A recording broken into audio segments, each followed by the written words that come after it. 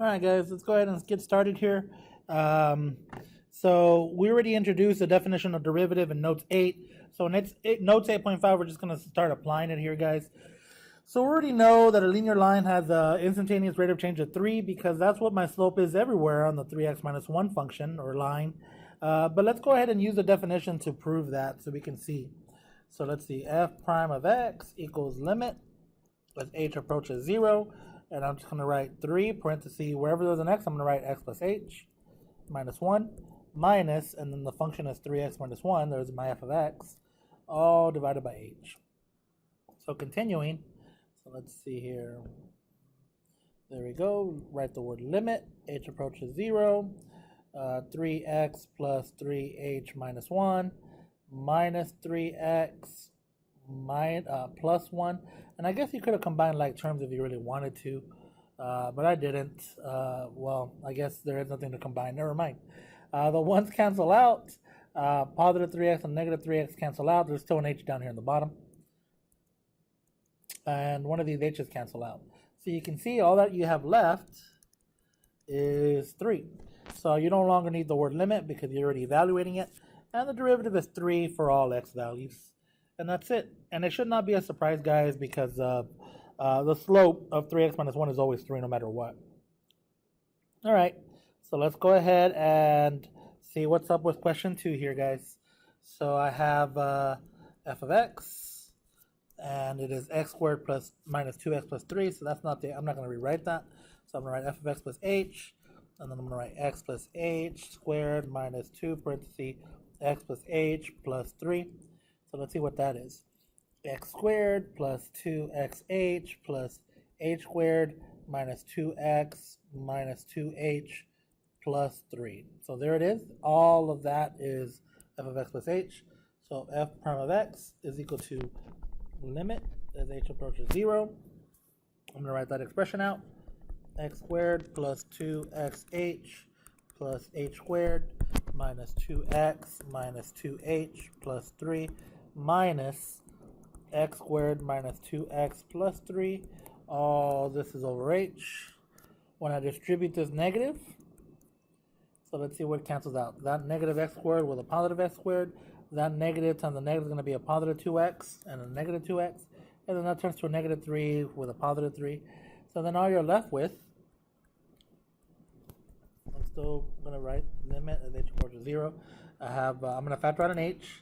So you have 2x plus h minus 2 all over h. So h's cancel out. So h is approaching 0. So you're left with 2x minus 2. So there it is, guys. F prime of x equals to x minus 2. All right, let's keep going.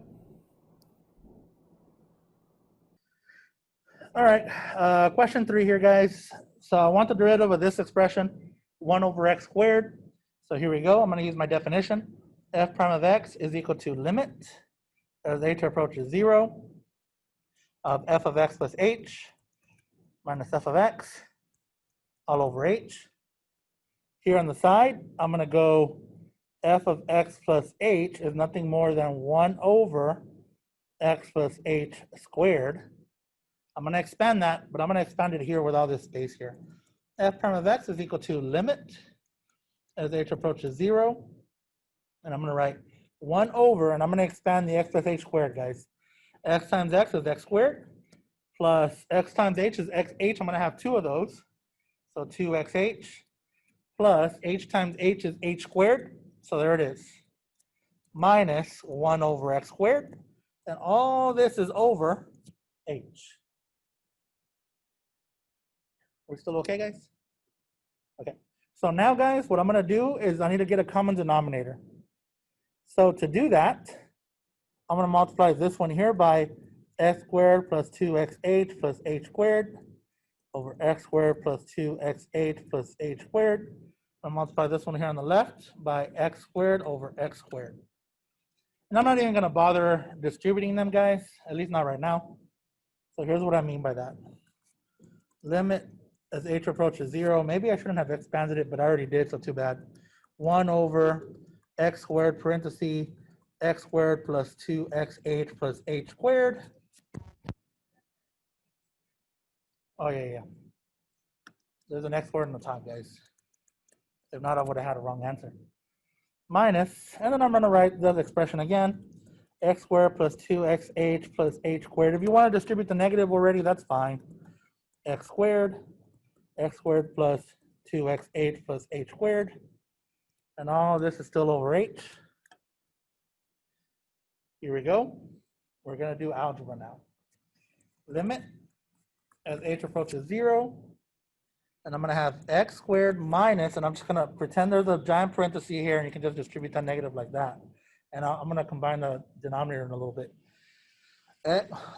Minus x squared minus 2xh minus h squared all over x squared plus 2xh plus h squared, and then another h right there. That h right there is from the keep change flip. Let's zero out.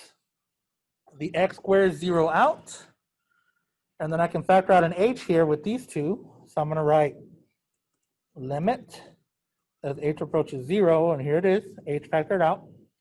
And I'm going to have negative 2x minus h over all this x squared plus 2xh plus h squared. And now I'm kind of regretting expanding it because I think it would have been easier to not expand it, but that's fine. This h cancels out, and now I can do direct substitution. Now I can make h approach 0, and when I do that, let's see, I get a negative 2x, and on the bottom, look, everything I'm circling goes to 0. 0, 0. X squared times x squared is x to the 4th.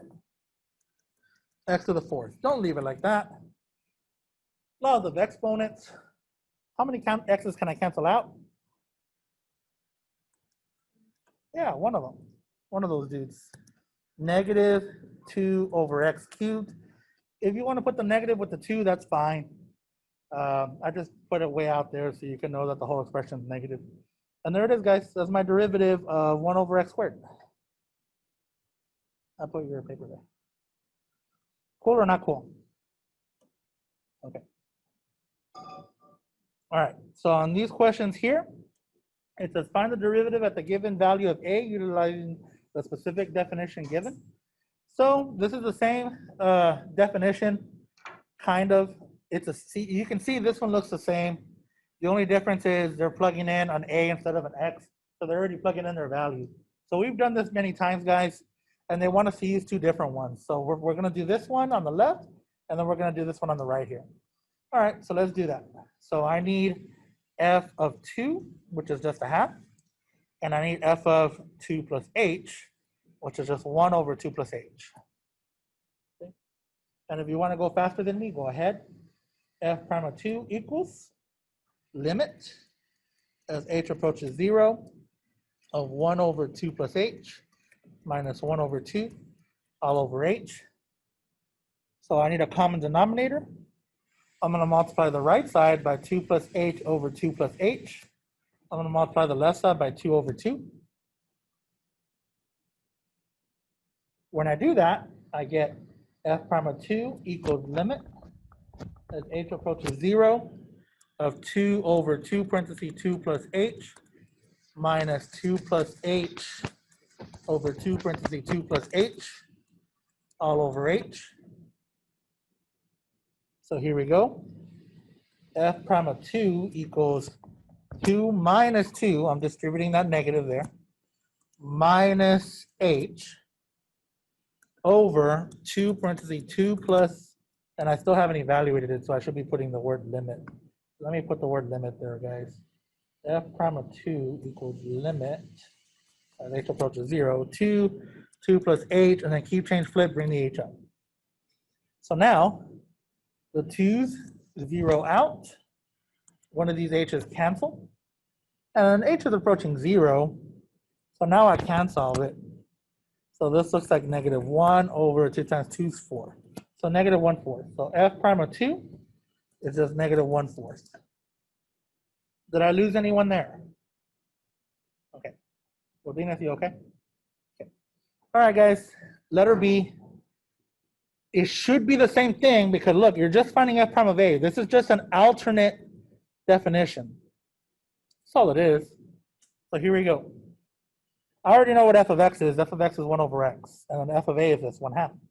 So I'm going to write f prime of 2 equals limit as x approaches the value, the number 2, because that's what a is. F of x is 1 over x. F of 2 is 1/2 all over x minus 2.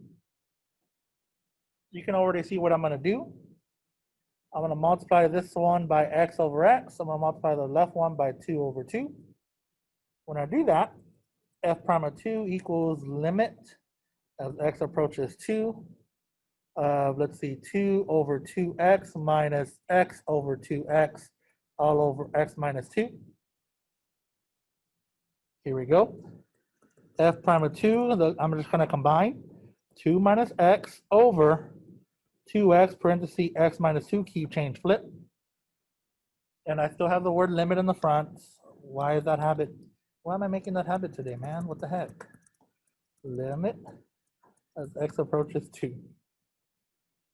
All right, so now I'm going to factor out a negative in the front in the numerator here so I can get it looking like the bottom. Because I can't do direct substitution at the moment because I get a 0 on the bottom. So f prime of 2 equals limit as x approaches 2, negative x minus 2, 2x, x minus 2. Now those x minus 2 zero out. Now I can do direct substitution. So negative 1 over 2 times 2 is 4. OMG, guys. F prime of 2 is a negative 1/4. It's supposed to be the same. We're all right, guys? Are we happy? Calculus seniors in Zoom or virtual, are you guys okay today? Yes. Okay. Don't be sad, guys. Life continues, life goes on. We're gonna be okay. Number 5. You already know what the answer should be. The answer for both should be what? 3. It should. Let's see if it really is. So I'm gonna go, I need f of negative 1 plus h, and I need f of negative 1. So f of negative 1 plus 8, or let's just do it for negative 1 first. 3 times negative 1 is negative 3. Negative 3 minus 12, that's negative 15. And then f of negative 1 plus h is 3 times negative 1 plus h minus 12, which is negative 3 plus h minus 12, which is negative 15 plus h. Finally, f prime of negative 1 equals limit as h approaches 0. Notice this one is h approaches 0, and the other one is x approaches negative 1. What's up? Oh, yeah. If you didn't tell me that, I would have gotten it wrong. I would have been like, what the heck's going on? Limit as h approaches 0, negative 15 plus 3h minus a negative 15 all over h. The 15's 0 out because that's not minus a negative. And now look, one of those h's 0 out. And you just get 3. No surprise. F prime of negative 1 is 3. F prime of any x value is always going to be 3 on this one. All right, let's do it. Let's do letter B. So we already know what f of x is, and we know what f of a is. F of negative 1 is negative 15. So I'm going to write f prime. Oh, you know what? Let's do it in different colors, right? So we can tell them apart. F prime of negative 1 equals f of x, which is, I got to write limit.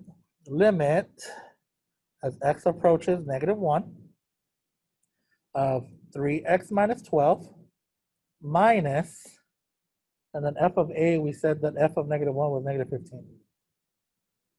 All over x minus a negative 1. So it's going to turn that to a plus 1. All right, so now when I do this, I'm going to get limit as x approaches negative 1, and then minus a negative, that's plus 15. So 3x minus 12 plus 15 over x plus 1. You're going to notice limit as x approaches negative 1. Negative 12 plus 15, that's just 3. 3x plus 3 over x plus 1. I can factor out a 3 in the numerator. So limit as x approaches -1, factor out the 3, x plus 1 over x plus 1. And now the x plus 1s are going to cancel out. And look, you get 3 again. So f prime of -1 is equal to 3.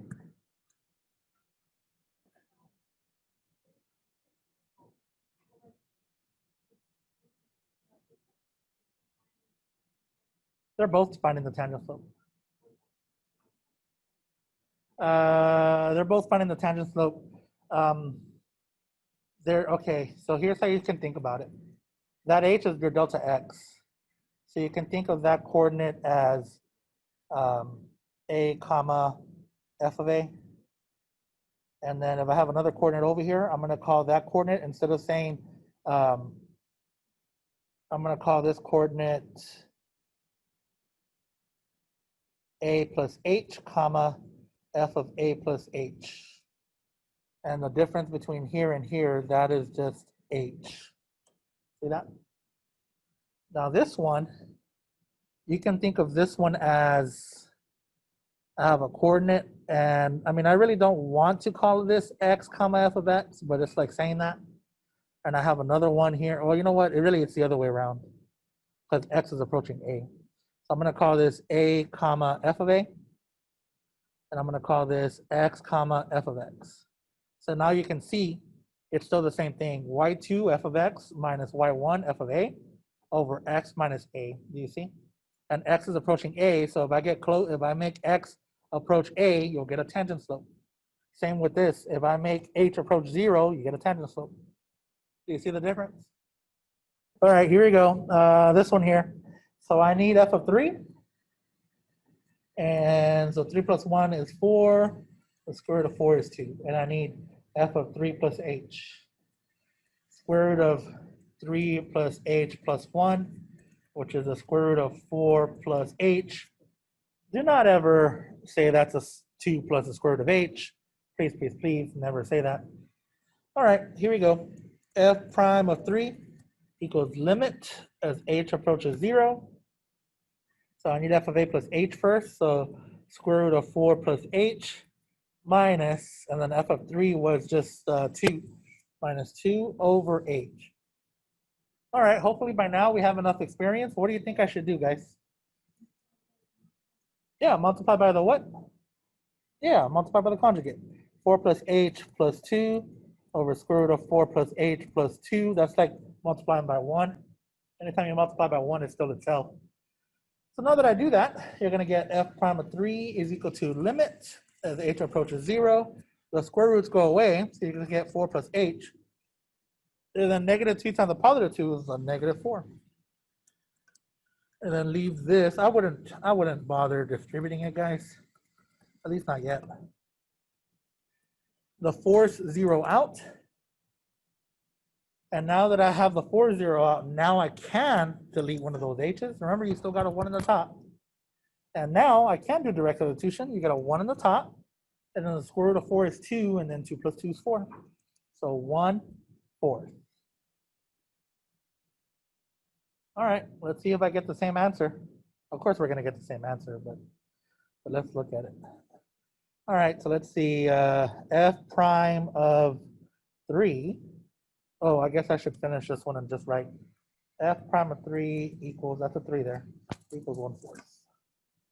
Okay, f prime of 3, and I need f of x, which is that guy. So limit as h approaches 0 of the square root of x plus 1. Oh, yes, thank you. All right, guys, what's up, virtual class? You guys are slacking today. As x approaches 3, a value is 3.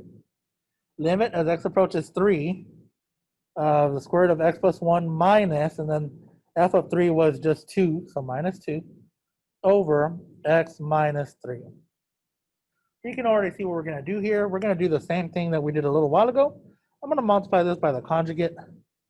So square root of x plus 1 plus 2 over square root of x plus 1 plus 2. So if I did that really small there, I'm working with not a lot of real estate.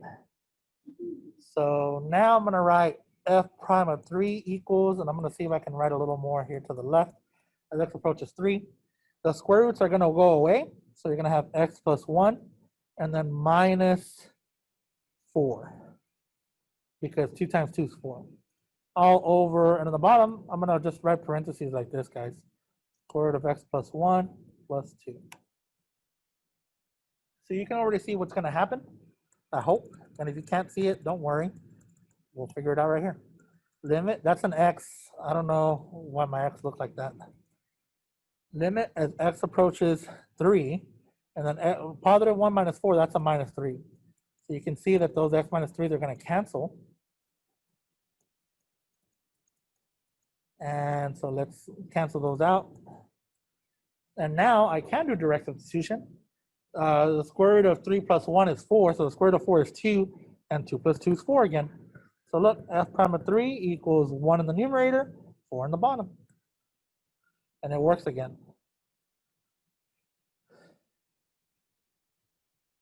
How do we feel, guys?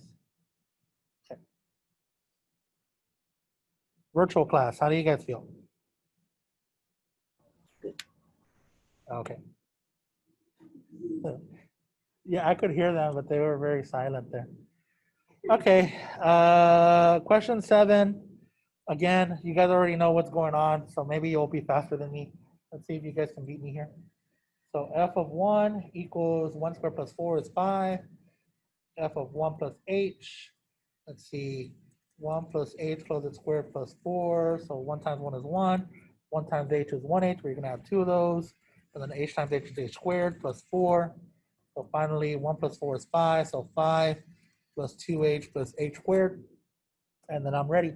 So f prime of 1 is equal to limit as h approaches 0 of 5 plus 2h plus h squared minus 5 all over h.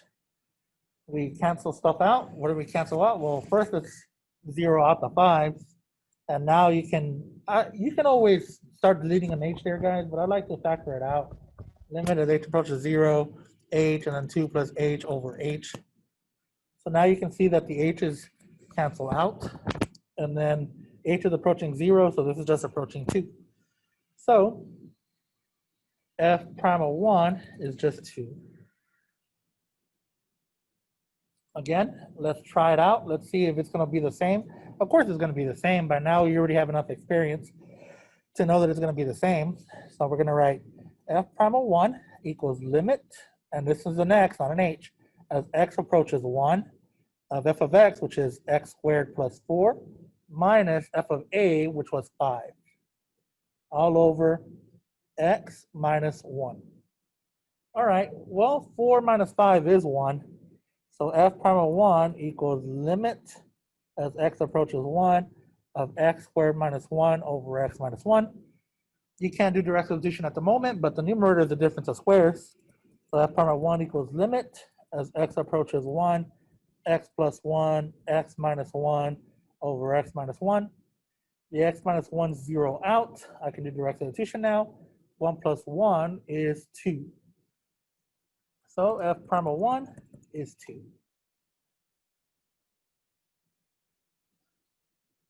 Another happy face. All right.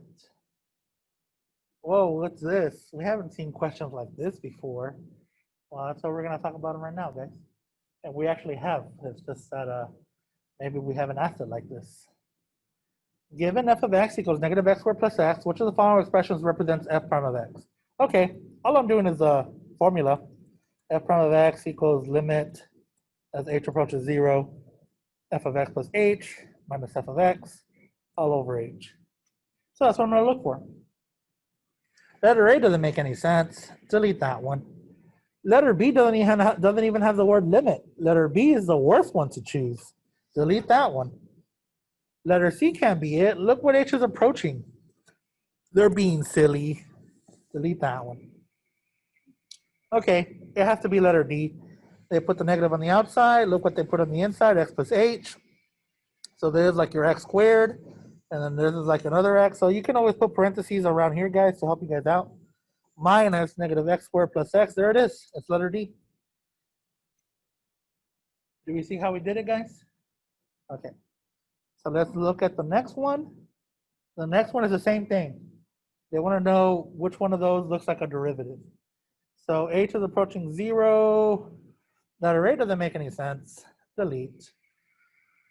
Letter B looks like it could be it, but look what h is approaching. H is approaching x. I need it to approach 0. They're going to write it like this. So letter B is out. Letter C doesn't even have the word limit. And then letter D doesn't make any sense. Why is the H all of a sudden up there?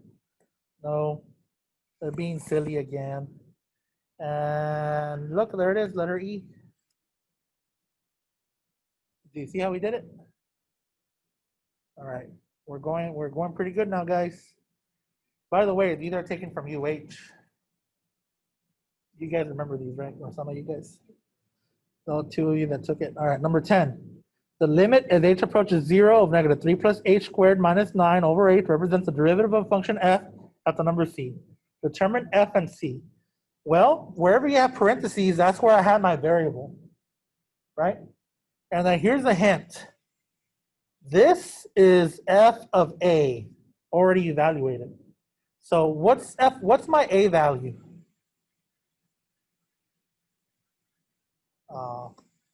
Yeah, negative 3. So they're doing f of negative 3, so it has to be the derivative at negative 3. Do you guys see that or no? Yeah. So the derivative at negative 3. Now they don't ask for the derivative, they just ask for the function. So the function has to be, well, if it's negative 3, isn't negative 3 squared equal to 9? The function has to be x squared. And your c value, which is like your x, is negative 3. So out, maybe, out, no, no, it's letter B. Do you see how we did it, guys? Okay, now, so I know some of you in the virtual world are like saying no, because I can already tell. So here's what we did, guys. F prime of negative 3, they didn't ask for that. Well, I guess they told us it represents the derivative of function f at a number c. So they kind of told us there. Equals limit. Now look, here's my function. As h approaches 0, and you're going to write, if you remember, if we said this, f of 3 plus h, or negative 3 plus h, we would go negative 3 plus h close it squared. And that's what they did. They didn't bother expanding it. Minus, and then negative 3 squared is 9. So f of negative 3 is just 9 all over h. See? There it is. Which is the same as that. That makes sense, guys? All right. Same thing on this one. A little bit of pre-cal, not even that much. Notice that square root of 3 over 2. That is f of pi over 3. Sine of pi over 3 is square root of 3 over 2. Do you guys see that? Tiff, we see that? Yeah, kinda? Okay. So now that you know, then obviously my c value has to be pi over 3. That's my c value. Look, there's your hint.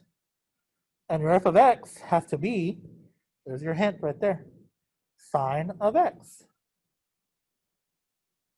So I look for that. Sine of x, no, the c's not that, they're being silly. Maybe.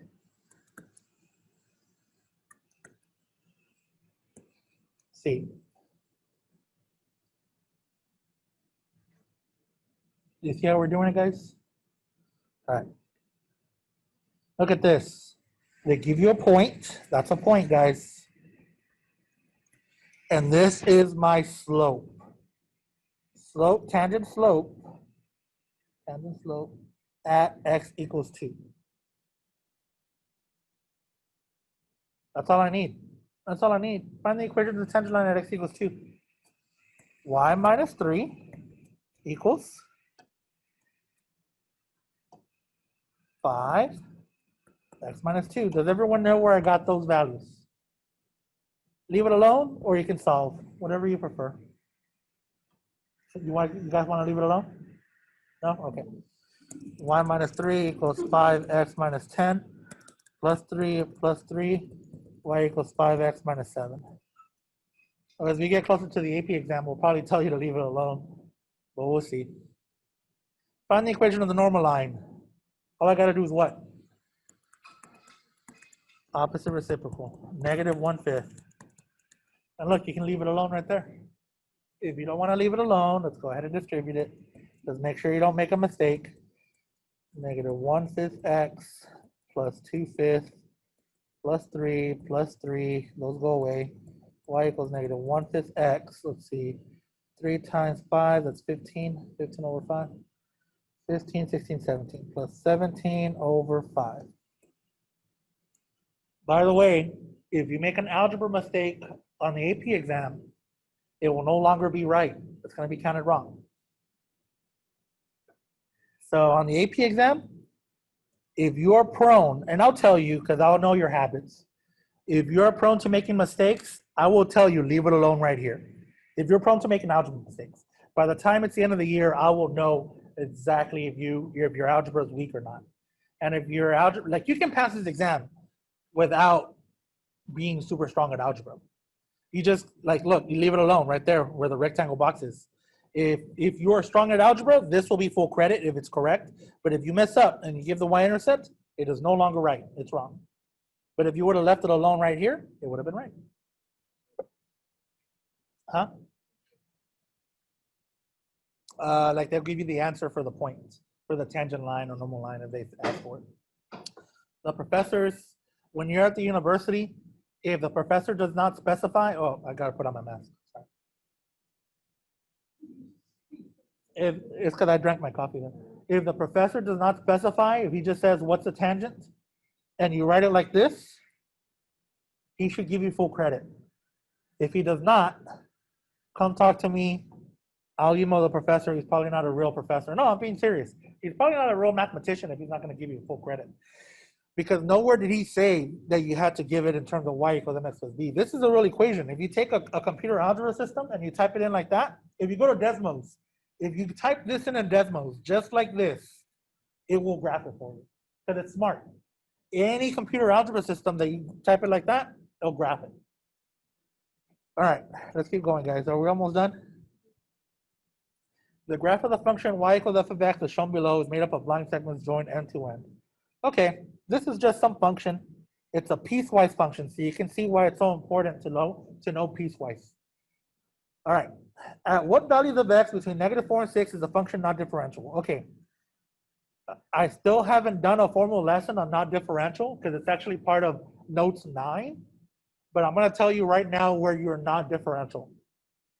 You're not differential at a corner. At a corner.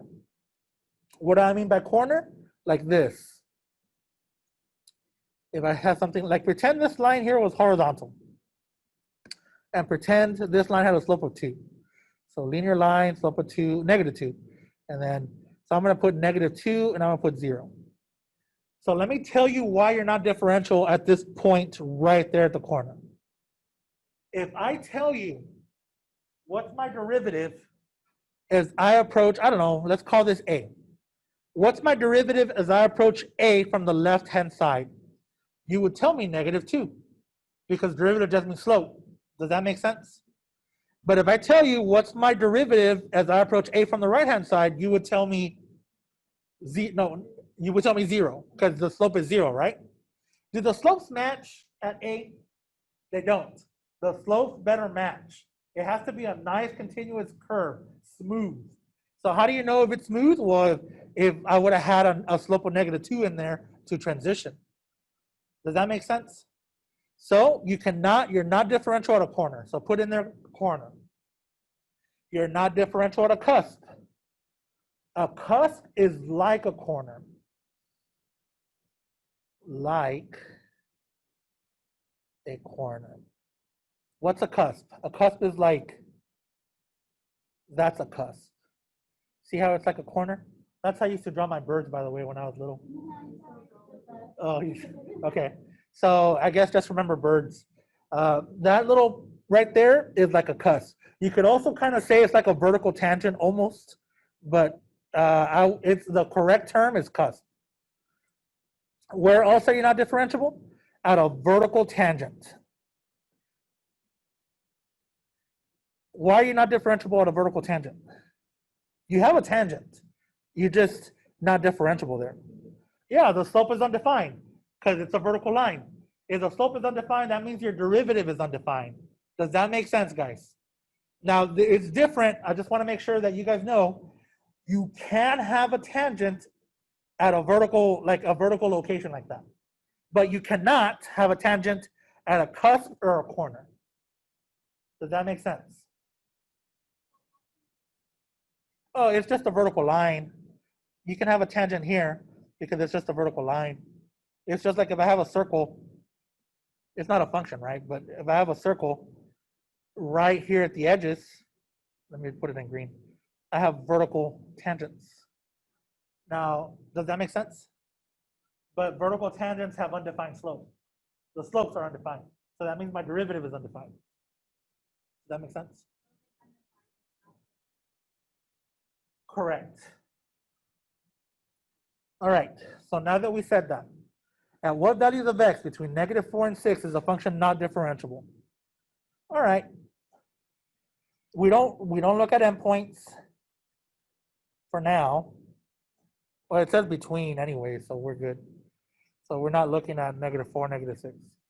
So my differentiable at 0, at x equals 0. No, it's a corner. Where else? 1. Where else? There it is. Well, they're all corner. All are corners. Graph the function's derivative. Well, the derivative just means slope, right? It just means slope. So here it is. Here's my derivative. You're undefined. Remember, you're undefined at 0. So, and really, you're undefined at -4 as well. But for now, we're not advanced yet, so we're just going to leave it like this. What's my slope what's my slope of this line right here? 1, 2, 3, 4, 1, 2. What's 4 divided by 2? That's a slope of 2.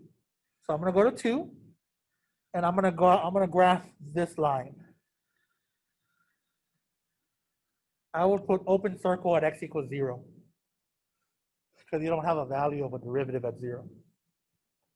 What's the slope of this line here? Let's see, 1, 2, 3, 4, and then 1 to the right. So that's -4. So I go to -4.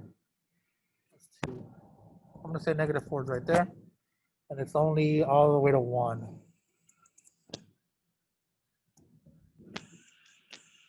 So there it is. It's just by the way, I got to label my graph. I put open circles on both. This graph is f prime. From 1 to 4, what is the slope of this red line right there? 0. So I'm going to make sure that everyone can see it. 1, 2, 4. There it is. There's my 0. There's f prime, guys. And then from 4 to 6, let's see, how many times do I go up? 1, 2, 3, 4. 1, 2. 4 divided by 2 is, okay, 2. Go back to 2. For now, you can put well, it doesn't matter. Open or close on the endpoint, it doesn't matter for now, guys. And there it is. How do we feel? Yep. They're being nice to us by putting all linear. Later on, they're going to be all curvy and everything. We'll talk about it as we get more advanced. All right, look at number 14. Sketch the graph that is continuous, that I have a point at 0, 1, 0, -1, and that these are my derivatives. These are like slopes.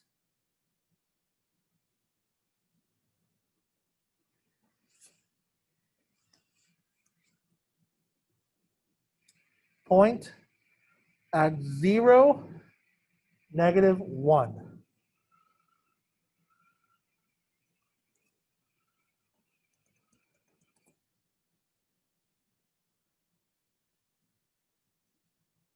And it looks like 1 is my big deal, -1. So here's -1. And this does not mean vertical tangent or vertical anything. I'm just referencing it. Damn, that's a bad reference. I'm just referencing it, guys. To the left of that blue line, what better be my slope? 1. To the right of that blue line, what better be my slope? Okay, is that red dot that I put in there that they told me that I had to be, is that red dot to the left or to the right of that blue line? What direction is what's to the right? I heard left. Oh, sorry guys. It's to the right.